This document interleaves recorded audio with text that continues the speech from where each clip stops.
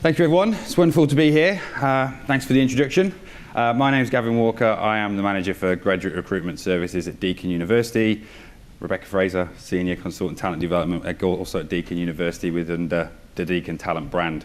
It seems to be quite a sharing space, so I'll let you know that I'm an INTP.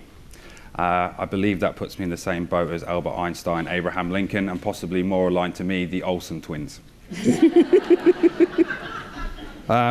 What we're going to kind of go through today is one of the core programs that we've developed as a suite of offerings, and Bernard and Sue's kind of alluded to it in all of their presentations. The transformation that we're going through as a country is obviously underpinned by what happens at universities, and the way that we educate our students in careers and also educate our clients about the students of the future is rapidly changing as well as the world of work is changing.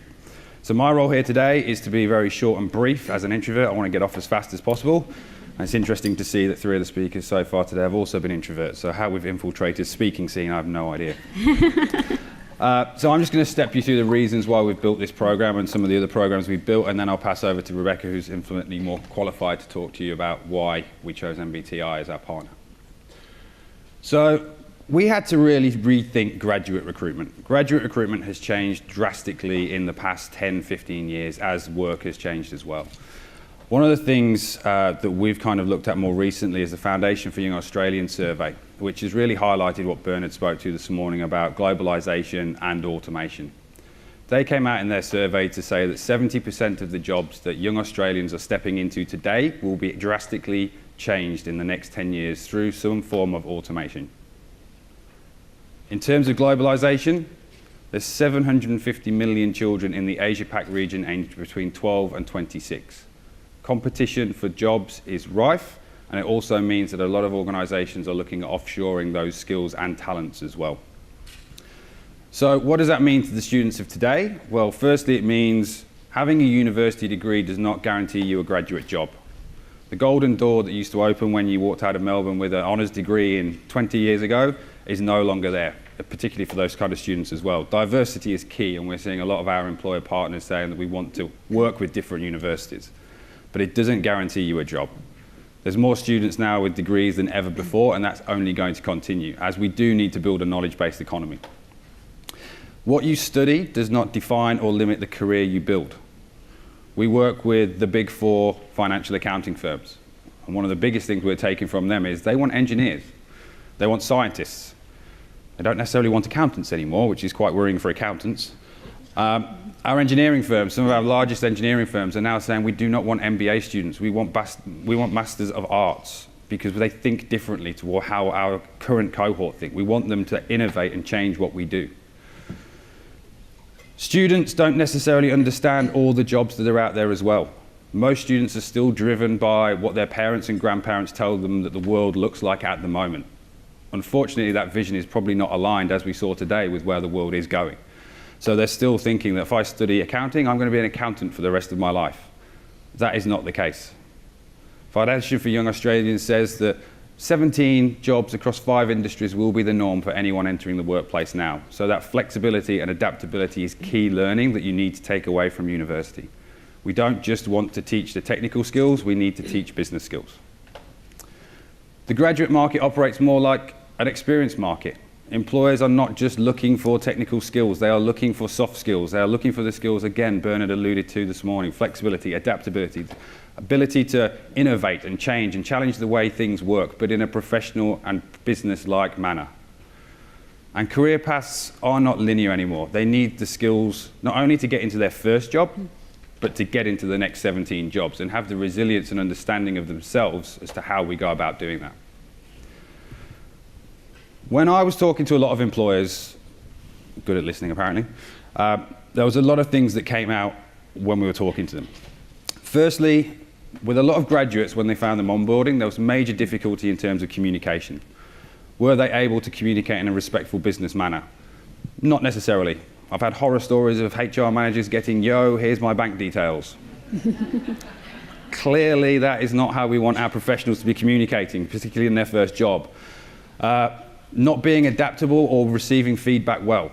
Now we understand, me not coming from a university background, I see it all the time. The universities are there, like most of our education system, to help a child get to where they need to be.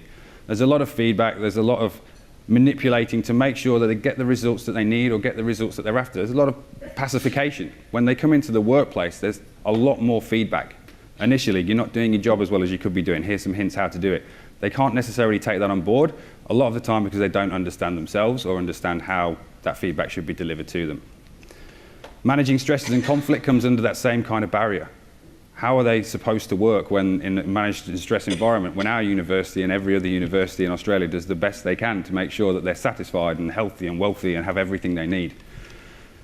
Transitioning to face-to-face communication is becoming tougher and tougher. The workplace is still a face-to-face environment. Yes, we are working more remotely than ever, but universities are more remote. We're seeing apps now being developed so students can deliver their projects through applications as opposed to doing face-to-face communications. One of our professors, Adrian Rafferty, recently this year went viral and also in the press because he took a picture of his classroom when no students were in because they knew they could get access to it 25 minutes after his presentation was finished and learn everything they needed to. Why turn up for class? I'll just stay in bed for an extra hour. We also know that 48% of employers recruit based on behaviours, and those behaviours need to be learned through experiences at university, and not just the technical learnings of the university, but other experiences, vacation work, holiday work, working part-time while you study. These challenges were all doubled or magnified massively within the SME market. The SME market is a huge component of where our graduates go to. Yes, the large organisations have huge graduate programs. They take in 400, 500, 600 students in some of the largest ones. But the SME market is still the backbone of Australia. It still drives what we do as an economy. And a lot of those organisations do not have the HR infrastructure, they do not have the graduate programs, and they do not have the ability to teach someone about themselves in an environment that's safe, that they can develop some of the skills that are already lacking. With that in mind, we went about building a program which we called the Kickstart program, aimed specifically at the SME market to support our graduates and to support the SME market, to take away those barriers which we had where graduates don't listen to me, I don't know how to train a graduate, I wouldn't know what a graduate means when they say they want personal development, and to enhance to our students an opportunity that walking into an SME, if we can give you some training, if we can actually teach you about yourself and give you some personal professional development as a university, if you go into an SME, would that support you going into that environment? The answer was unequivocally yes, we would. So we set about building a program that essentially, if someone goes to an SME, typically they're one graduate hire every 2 to 3 years. Who's there that's actually going to be there as a support mechanism to them? What's their peer group? And do they have any networks that they can actually talk to or relate to?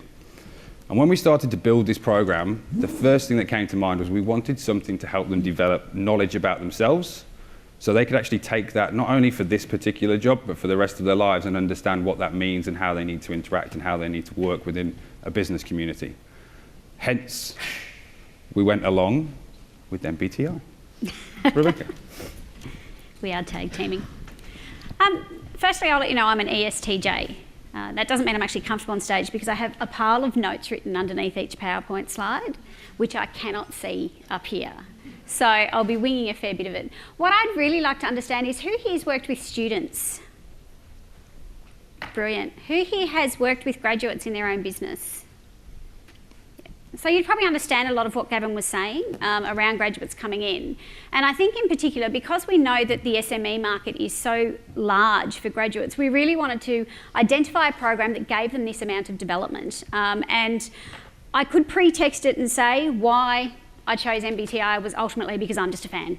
All right, there was a lot of conversation that we were having and there was several of us involved in this process. And I think being one of the probably the more vocal ones of the team, I just kept standing going, no, MBTI, and I found research papers, I found as much as I could to go against the arguments. People were raising concerns about maybe we use DISC, things like that. So I would really stand my ground in saying the reason why we chose MBTI was ultimately it gave the students the ability to understand their character, their behavioural traits, and who they are innately. Now, some of the greatest struggles we have when working with graduates and working with students is this level of self-awareness. And the problem is they're quite outwardly confident, Okay? They're taught to be outwardly confident throughout the university. We tell them, we get them involved within this university environment, within the community. They're leaders across the university. We have ambassador programs. We've got leadership programs. So on the outside, they believe they're confident. But when they get into a business environment, it's greatly different. They're in an environment that they're not confident in. They're in an environment that they don't know. And a lot of the challenges that they face, as well as the businesses face, come back to them not having this innate awareness of who they actually are, but also an understanding of who everybody else is. And that is why we chose the MBTI, and it has driven amazing results for us. One of the biggest things, and where I started the program with, was the extrovert versus introvert. All right? I'm a confident and comfortable extrovert. And for myself growing up, I just assumed everybody else was an extrovert. Surely they don't want to get up and yell and scream. But once I started learning about MBTI and really getting involved in preferences, I actually learnt and realised within myself that my extroversion came down to where I got my energy from. It didn't come down to the fact I just wanted to be loud, because I had friends who turned out to be introverts and they were loud. But they sat down, read a book, spent time on their own, and that is how they got their energy. Now, some of the challenges that students face when they come into business environments is they don't know where they get their energy from. They've been quite self-independent up until this point. So we've thrown them into a work environment where they have face-to-face communication 8-9 hours a day. Now, for a true introvert who didn't know that they needed to possibly separate themselves from this extrovert type environment to get their energy, ran the risk of burnout. But the challenge we had is that many of these students actually didn't realise that they were introverts because they assumed that introversion was about being shy. And they're like, I'm not shy, I'm loud, I'm boisterous. So one of the values to this program was breaking the myth of what extrovert and introvert actually means when you look deep down. And it really showed us some great insights into the students. And I know in the first program we ran, we had a really, really introverted and shy student there. And he probably got the most out of that day because he came up afterwards, definitely didn't put his hand up throughout the session, but came up afterwards and said, now I know why people are actually telling me these things. He said, I need to be able to answer and stand back and say it's because I'm drawing my energy. When my friends ring up and I say I don't want to go out at night, and they're like, come on, you've had a busy day, you have to go out at night. And he's going, no, I just want to sit at home and read a book. He can now explain to them that he needs to use that time to draw the energy because tomorrow he's going to be thrown into an extrovert type environment and he's going to be exhausted mentally, physically and emotionally at the end of the day. So the value of this first point of using MBTI really allowed them to look at where do I need to get my energy. For the extroverts, and there were a large number of extroverts in the group, they're like, yeah, that's because I'll go home at night and I want to go out to dinner. And I'm like, yeah, that's probably what you want to do. And we had one young girl there and she was married and her husband was an introvert and I'm married to an introvert. And every night I get home and I've had a bad day, I'm like, I just want to go out to dinner. She's like, that's what I do. My husband just says no. And I said, well, now you can understand. So not only did we help her with her career, we actually helped her with a relationship a bit there as well. But it really gave them a really deep understanding and awareness of this energy building and how they needed to work in their environment to build the energy they need to continue working. And there's a lot of research out there that some of the challenges for a lot of people going into a work environment as a graduate or starting their first job comes down to that constant face-to-face communication. And there's a high risk of burnout associated to that. So once we actually got through that, we needed to look at the next thing. Now, self-leadership. We've heard and we read constantly in the media that this new generation, they're just so confident, they're so self-assured. They just want everything and they want it now. A lot of the time that's because we've told them that's what they need to do. I know with my students that I work with, tell them, guys, you're amazing, go out and get what you deserve. But they take it literally, instead of waiting and realising they still need to develop to get there. So what we wanted to do was make them realise that their development and to develop as leaders wasn't going to happen overnight. And they needed to develop a greater understanding of different personalities to become effective leaders. And it was really interesting within the room because the activities that we did were about getting a deeper understanding of different personality types. We didn't focus each person on, you understand who you are, because we knew we were throwing them into a business environment with a vast array of different personalities. We actually spent more time working with them on understanding what their personality was interpreted as by another different personality. And that again gave them a different level of self-assurance. Because not only did they feel after this that they could actually go into a work environment and have a conversation with someone with a different personality type, they actually felt that they could go in and look at how they may work better with different personality types. And we saw from the Australia Post presentation, and everything she said rang true. These students actually had no awareness that maybe if they said something a certain way, it was interpreted completely differently by someone else and can create conflict. They then started talking about the conflict that they were having within just a short time within these businesses. And much of it came back to their interpretation or someone else's interpretation of their actions, maybe the way that they problem solved things, maybe the way that they approached work. And one of the funniest things that we see with a lot of students is even though they finished a university degree, they actually still have no awareness of how they manage time. They just think time manages itself. So all of a sudden they've been thrown into a work environment and they might have a manager who says to them, okay, I need this in half an hour. And they go, yep, and at minute 29 they go, better do that now. And trying to make them realise that minute 29, if the manager comes up to them and they're really someone focused on effectively planning their time, 15 minutes to go, that manager might come up to them and say, have you started?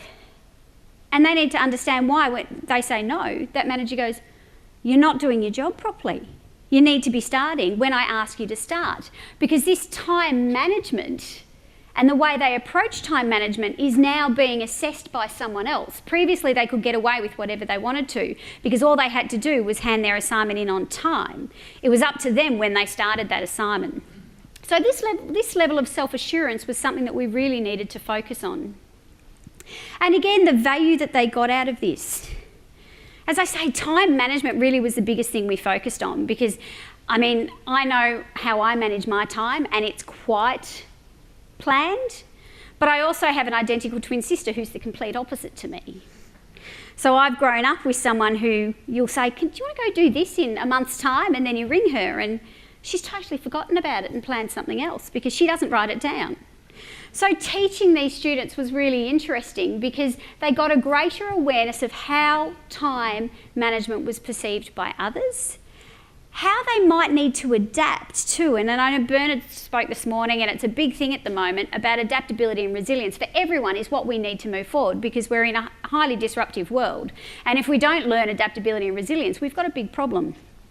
And one of the things the students really didn't have was the awareness to be adaptable because they actually aren't taught adaptability. We very much, when they're learning, they're taught theory, they're taught to learn within that theory, they're assessed based on that theory. So now they're in an environment where they might need to take that theory and do something else with it. So it was really much about trying to make them understand different approaches to things. And one of the activities we got them to do in this was to sit down and spend some time and draw a map. And we asked them, we had students from various campuses in each of these activities, and we're lucky Deakin University has multiple campuses, and I picked a far route campus depending which side I was on. And at one point I said to them, okay guys, I want you to tell me how you're going to get from the Geelong campus to the Burwood campus. Now that activity took 1.5 hours to work through. It wasn't because they didn't know how to get there, but you should have seen the different ways that they approached it. So we broke them up into their groups initially and we definitely paired them with their types. Then we got them to present to the other types. That's where the debate actually started.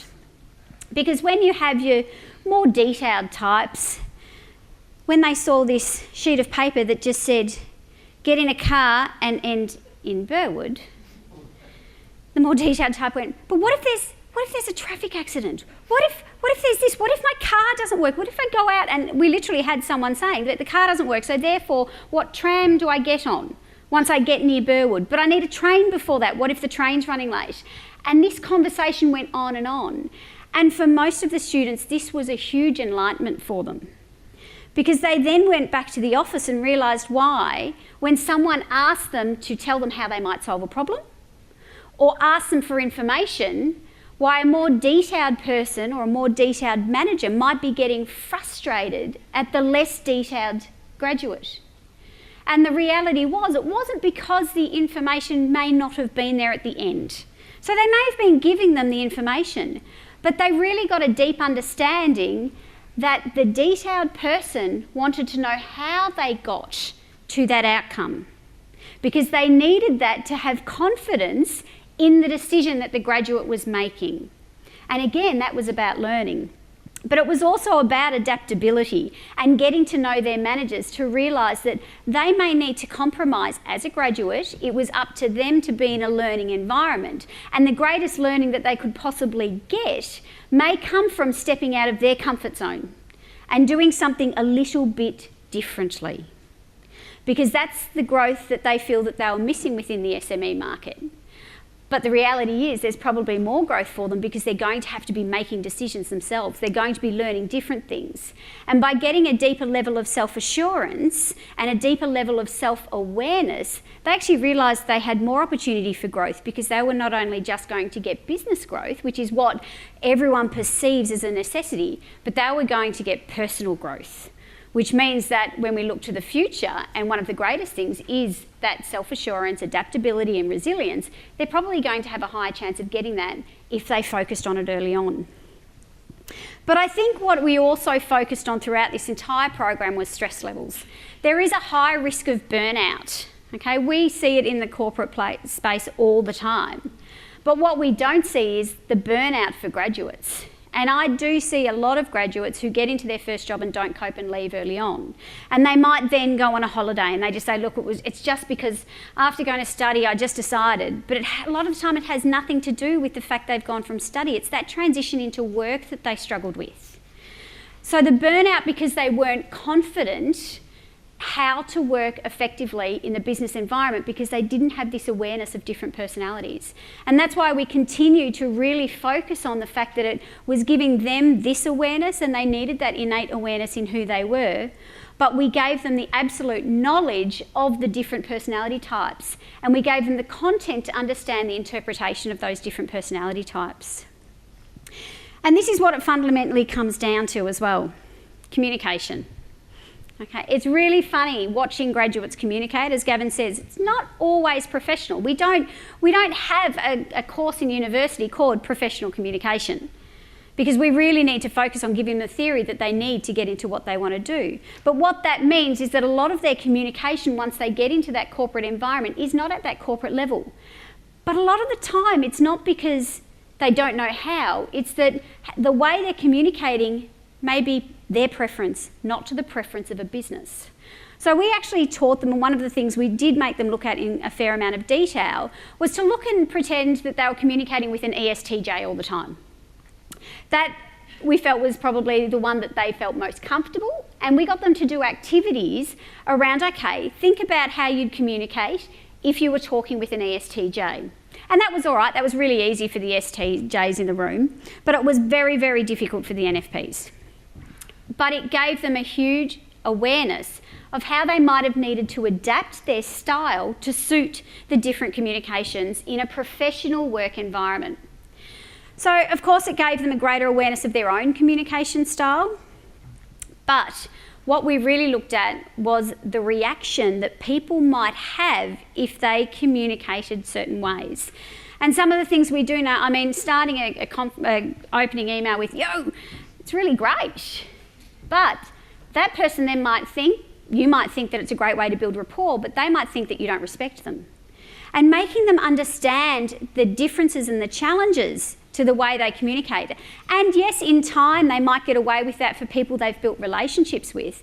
But as a graduate, step out of your comfort zone and learn and develop, because it's understanding these different communication styles that is actually going to lead to you being able to communicate with a lot more people, a lot more successfully throughout your entire career.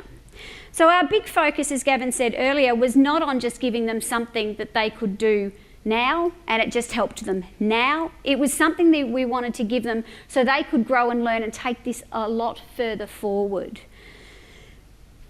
So the success of the program.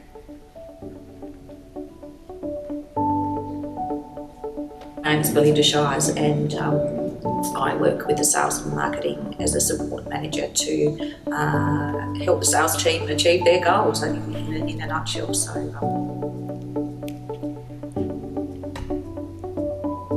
So we contacted Deakin.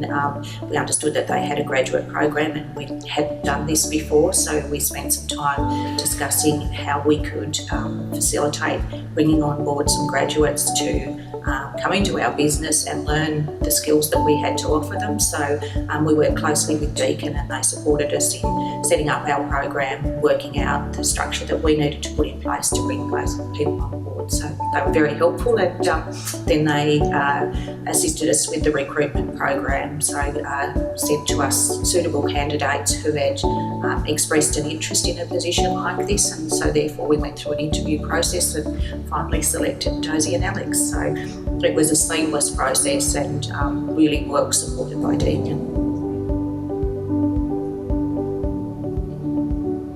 With the Kickstart program, it's nice that they have separate support just from us providing what we can provide on site, because there are other skills or other people who can add value to them. So by being part of the Kickstart program, they're able to talk about the things that they've learned here, but see them from a different perspective, using other people as a support for that. So they always come back enthusiastic and almost reinvigorated after they've spent time in the Kickstart program. So it's been an assistance to us to consolidate what we're doing here, but give them a wider look at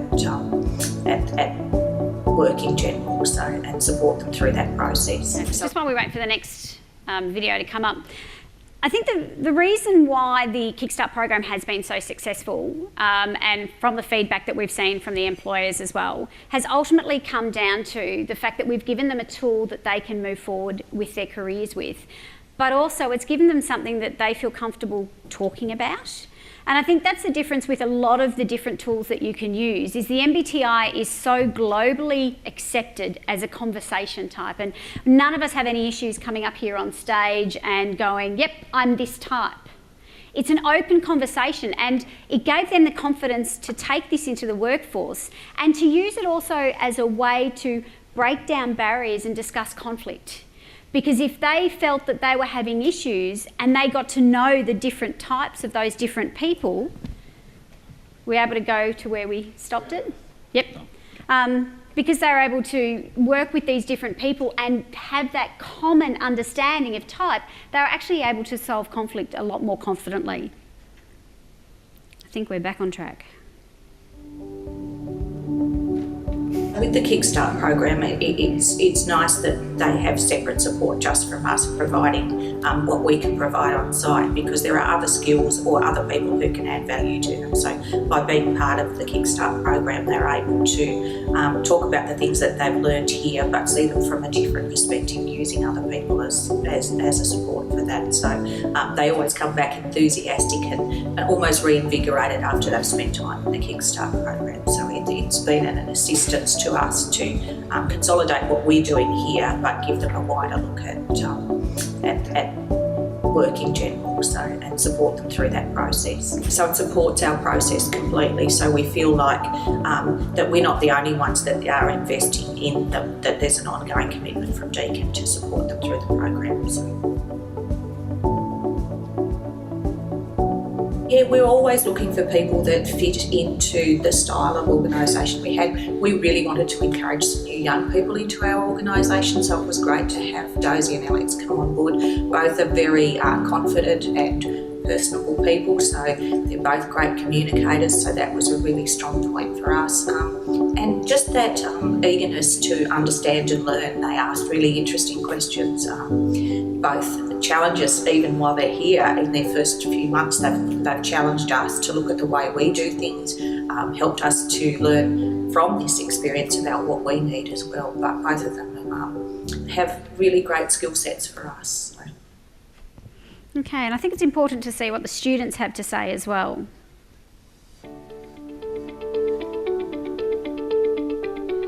My name's Rowan Kelly. I work at Coulter Roach. I studied at Deakin University Waterfront campus and studied a Bachelor of Law and a Bachelor of Criminology, and I graduated in February 2017. My name's Lauren Hendrick. I'm a law graduate at Coulter Roach in Geelong. I studied Law and Criminology at Deakin. We finished in October 2016 and I graduated in February of this year. I would say to the graduate, the Kickstart program is all about graduates coming together from the Burwood or the Melbourne community or the Geelong business community, and improving skills in the professional arena, like from where you work, whether it's legal or accounting. And also it's good because you get to come together, you can share the stories and share issues that you might have as a graduate, and I think that's great because everyone that's part of it has a mutual understanding. So within the second session, we learnt the skill of managing up. I think this was really important for me. It's probably one of the biggest takeaways because we learnt the importance of being able to understand the culture of your business, how your managers operate, and I suppose even your senior colleagues. Learning to understand, I suppose, what their expectations are of you and being able to meet their demands to a satisfactory level, I think is really important. So Lauren helped us to develop skills that will allow us to have these hard conversations with both HR and our managers, I think, which is very important to enable us to progress further throughout the firm, but also to develop our skills personally. The program assists me to transition into the world of work. So there's this example I particularly remember from the session which I think was really good, and it was about how individuals respond differently to certain information. And the example that was used is you see a colleague walking by on the street that says, and you say hi to them and they don't say hi back, and everyone had such a different response. And I think that was really amazing and really interesting because it shows that people would respond differently to certain things of information or take information in a particular way. And I've taken that back in the workplace thinking, okay, so this is the information I might have, but another colleague that I'm working with might not have the rest of this information or might not agree on a particular point, but that's because I've shown everything or the whole view. So that was great. I thought, yeah. I think they should definitely consider sending their grads on the program. It's been very insightful and has allowed me to learn skills that I haven't really been able to learn in the workforce. I think it's really important to be able to take that couple of hours out of our day and be able to sit down with Lauren, who has inner knowledge from working in businesses herself, and be able to share that with us, because I think sometimes as a graduate there's so much going on, you're really busy in your work, you have to learn how to manage time, be at work, I suppose, 5 days a week, and in our case we're studying as well. So I think it's very important to be able to reflect. So basically, by underpinning all aspects of the program with this awareness of type, the students got a real amount out of it to actually take practical application into the workforce, and has had a really positive outcome into the workforce.